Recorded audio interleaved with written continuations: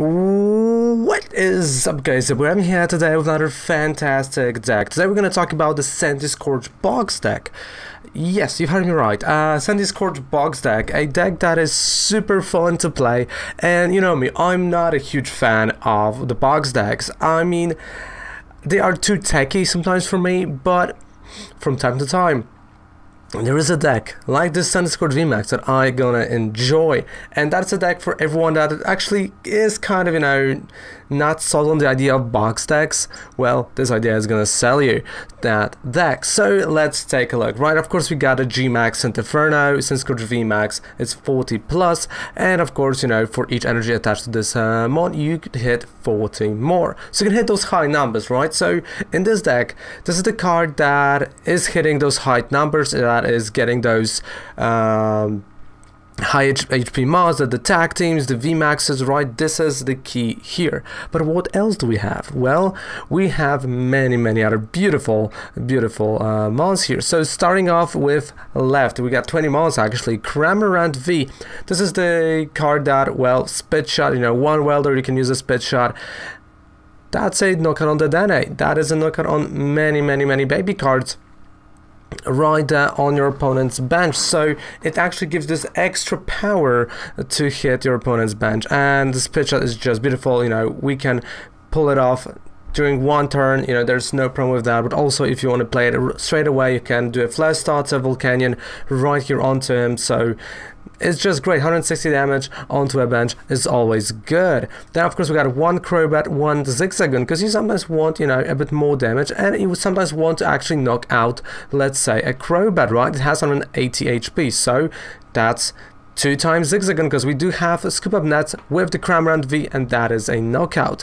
Then we got a line of 3-3, Centiskorch V, Centiskorch V Max. We do have a Heatran GX for the Hot Burn GX because of his Burning Road ability, but then we got a beautiful card that I tend to use more and more often, Ninetales V, Ninetales Shapeshifter, to not only knockout Zacians early on, but also remember, if you're gonna use the attack of ADP, you can actually search for 3 energies and fuel your bench, right? So the effect is still happening. Of course, you can't use Alter Creation for the extra price card, but for 30 more damage, sure, you can do that.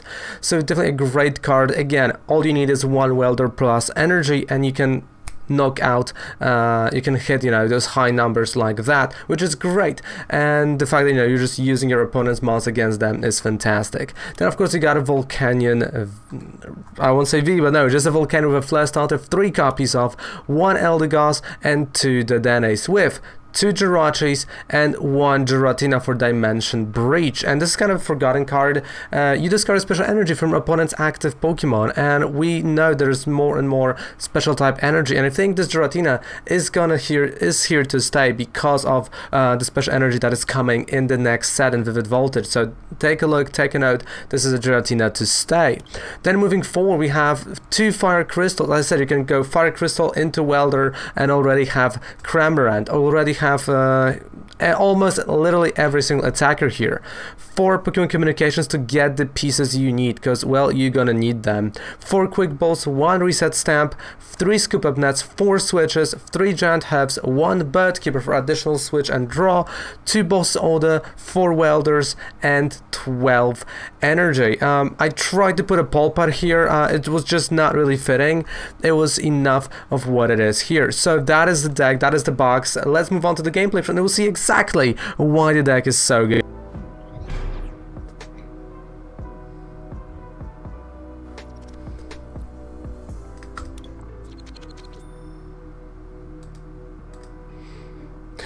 Oh, putting people to sleep, like an eternal sleep.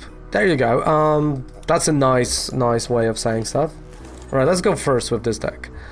I want to try this strategy now.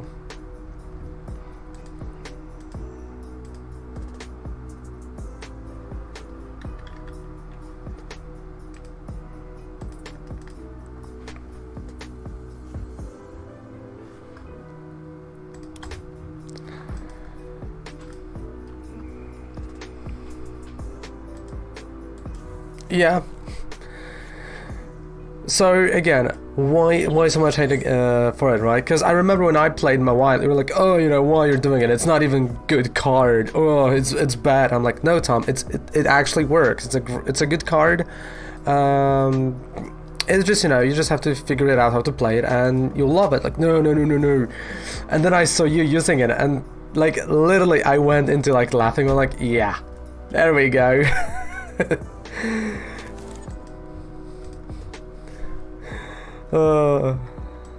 I was like, oh, the kids grow up so fast, you know, like a tear here, like, yeah. But that's right, and I think the Flareon V is gonna be the same way for many, because I have spoke to, you know, a few players here from like our play group and stuff, and like, why would you, you know? And many, you know, in Poland think like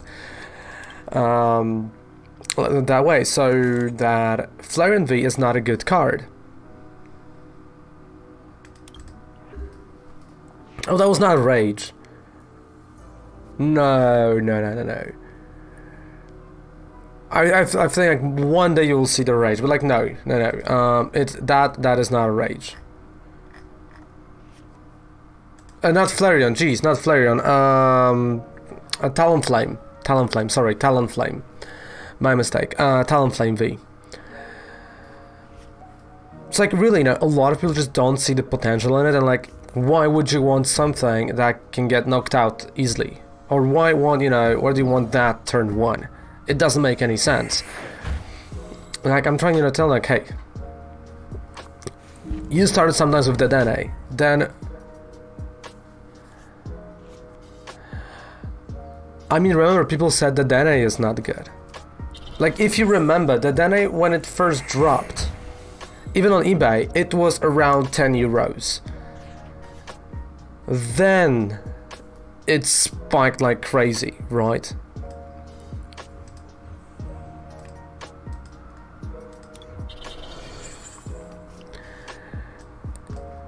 And the reason, you know, people can say that and are saying that, you know, it's like because, again, they're not, you know, deck builders. Many just, you know, go and see just a deck, they don't see the explanation of a deck, or like, you know, the explanation why certain card can be good.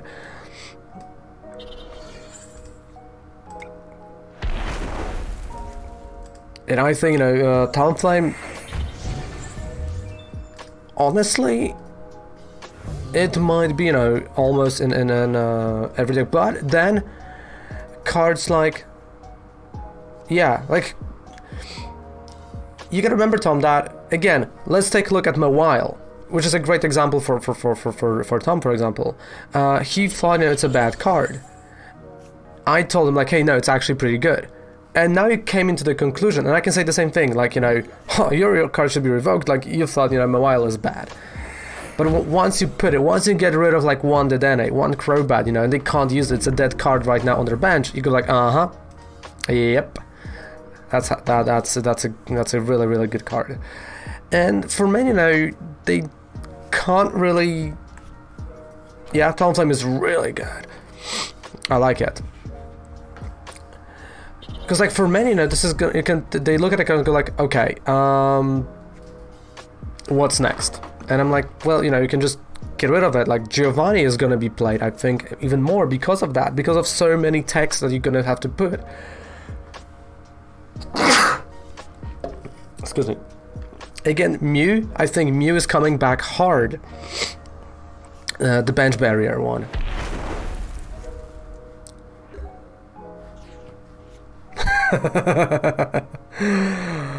No. No.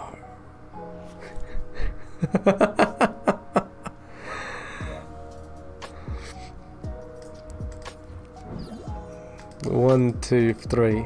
I'd rather give him like 2 prizes. I love you, mate. You know that. But again, getting a dunk always makes me happy. It's like Christmas coming early sometimes. No, 1, 2. Alright, here. Steaming Stomp. No, but like, yeah, like, the thing is, a lot of people, you know, that are playing in leagues, like, you know, for themselves, it is hard, you know, if you're not really sitting, because, like, okay, we can say that, oh, you know, this card is good, but we're playing literally almost every single day for multiple hours. Like, after that, you kind of know what's happening, right? You know what's up.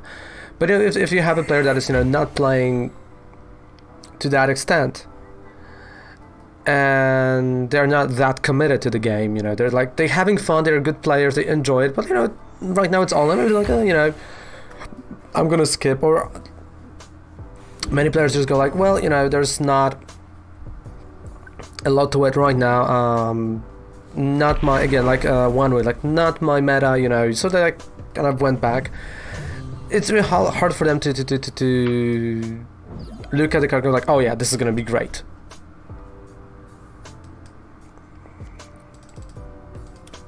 And there are problems like that, but on the other hand, you know, you can take a look at the card and go like, yeah, this is gonna be played everywhere, and it might not happen.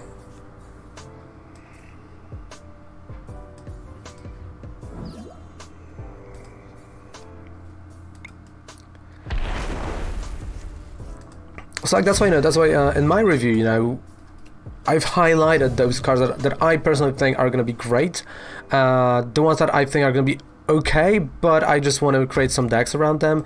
Like, let's be honest, that stage 2 that makes every card into hop, I love it. I mean, I think that's easily the best card from the set for me. It's a stage 2, true, but it gives you, you know, so much shift tree. Yes, it is. It's a shift tree. So not only you can go with aggro, not only you can have Rillaboom with it, because he only needs 2 energies to attack, but your opponent can't boss because he's gonna draw 3 cards. They can't welder because they're gonna draw 3 cards. They can't do a lot. But of course, this also means that you're gonna have to have like multiple shift trees. Trading my Dedenne for 2 Salamans VMAX and for Salamans Vs. Oh man, that is rough. Hugs. Hug to you. Wow. Mopico shift retreat the bench after attack and promote. Yeah. I mean, there's just so much, you know, cool possibilities. Hey, we've won. But, you know, you gotta figure out that if you're not sitting like every single day or every single day checking, you know, the internet for those cards, because again, there might be not IRL League and you don't really like playing online, you know, and many other things. Those cards are not gonna be on your radar, right? Of course, Talonflame, you know, like, how much is Talonflame right now? I mean, we're still in the pre-release season though, so yes, you should. But it's kind of the same way as, you know, as like Sharded, right? The trading.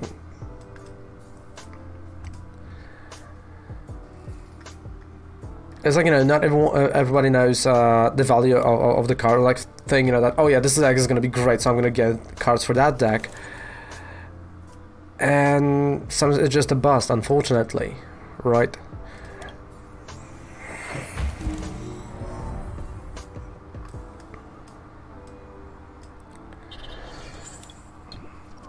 Go help me out of bed. No. I feel like it's like with every single game, right? The more you play, the more knowledge you have, and the more you see what can work, what cannot. It's like, you know, we've talked about like Steel Leaf can be really good. Like Colossus, right? You saw me. I looked at the card. I was like, you know, meh. And then I went through the rest of the set. And I'm like, oh yeah, okay. I understand why this can be a really nice card. Of course, you know, again, not at first making a fool of myself for saying it's not going to be a good card. Right? It happens. But then, you know, you read this and like, oh yeah, because of this and this and this. Spread decks, right? With the new item. I can't wait for that item. Forgot the name, but adds 30 damage to Vs and Vmaxes on the bench. So again, now the question is how many Mews you want to play, right?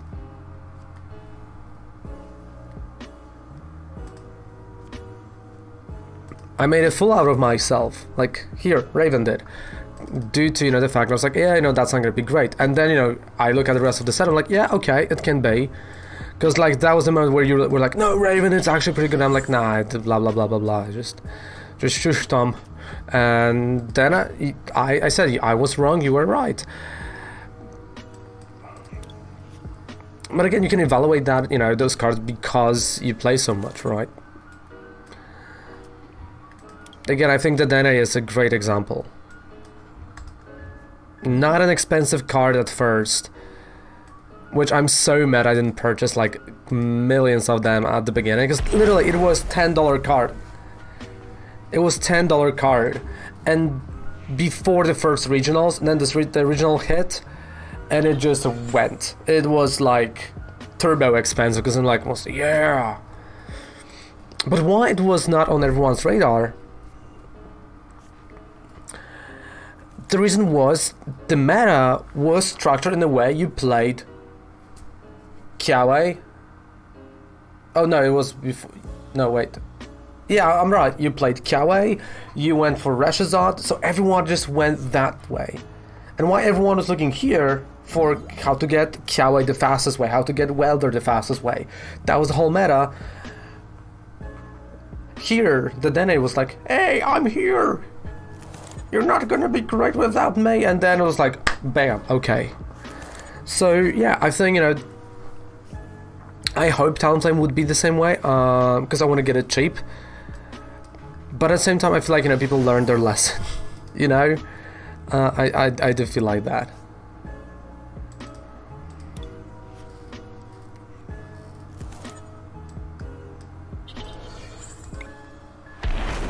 Because how much is Talonflame right now?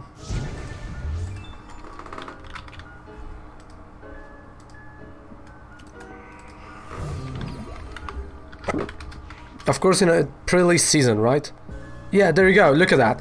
You can get right now, so during pre-release season, buy it now offer, Talonflame is $9. £7. And that's buy it now from UK.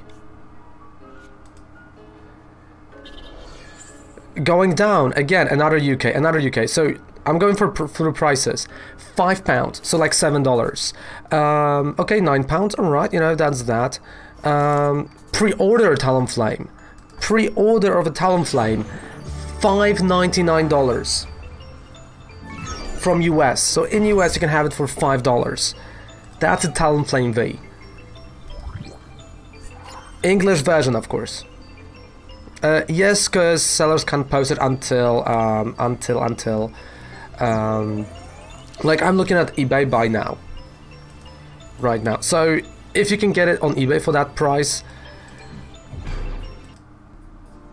there you go. And that was UK and the US. So that is precisely what I said, right? You know, it can't not, you know, there are other cards that people are gonna freak out for, that this really can become a Dene, where it's like, okay, you know, few bucks, that's it, and then bam. So if once you're gonna check card market, let me know, because I might actually get myself one, because I have like some funds on card market for cards. So because like, right, okay, by the way, no, because like stores should be able to post on market right now, right?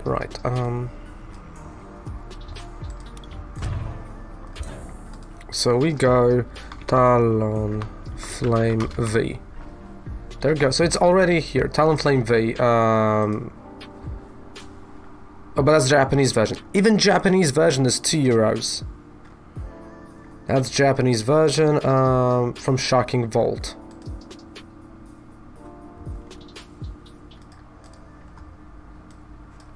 The question is if you're gonna sell them for that.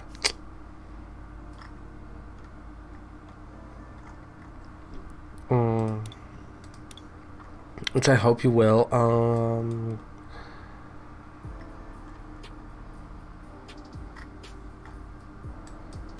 Okay, back to Dene.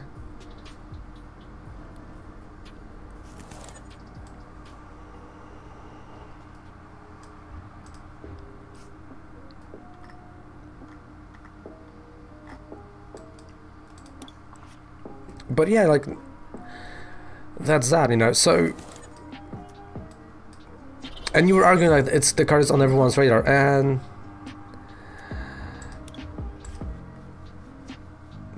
Again, it's not about like what you have, it's about like if you're gonna be able to sell it sometimes, you know, because you can post stuff on eBay or like, you know, on market, and it might sit for a while, right? So I hope it's not for you. But you also have to, you know, like, keep that in mind, like, oh yeah, like, it might actually, you know, sit for a while.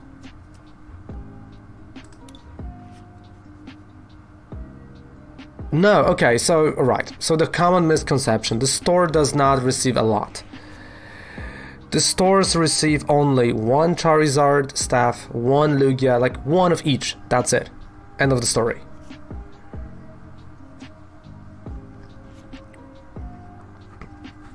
That's it. If you have a pre-release above 50 people, the last registered pre-release above 50 people, you still get like one only set. If you have above 80 or 100, you get 2 sets. You feel me? So...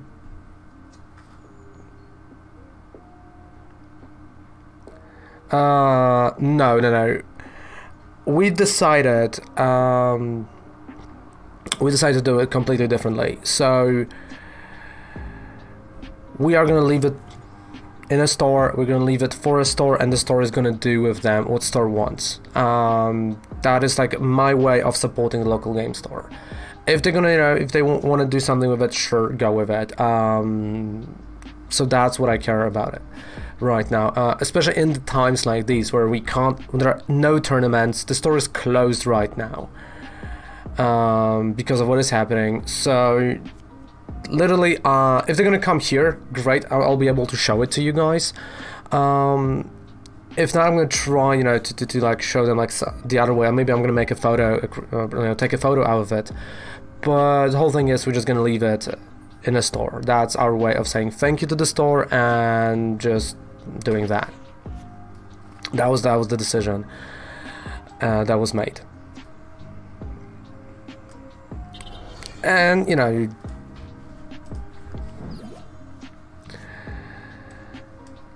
love it or hate it, you know, I can get mad at this decision, but it was mine. No. No, like, honestly, I can tell I wanted to sell it so badly, because they go for a nice buck, but in the current situation, I was like, you know what, I'd rather go and support the store. So that's the reason why we're doing it the way we're doing. But I still have my previous stuff promos. So that's that. But yeah.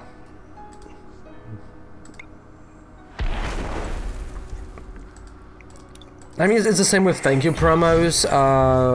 The thank you promos we're gonna keep until the player's gonna get, not player's gonna, but we'll be able to open the store back again, and then every player is gonna receive them for free, just to say thank you to the players that are staying. So yeah, that is the idea right now.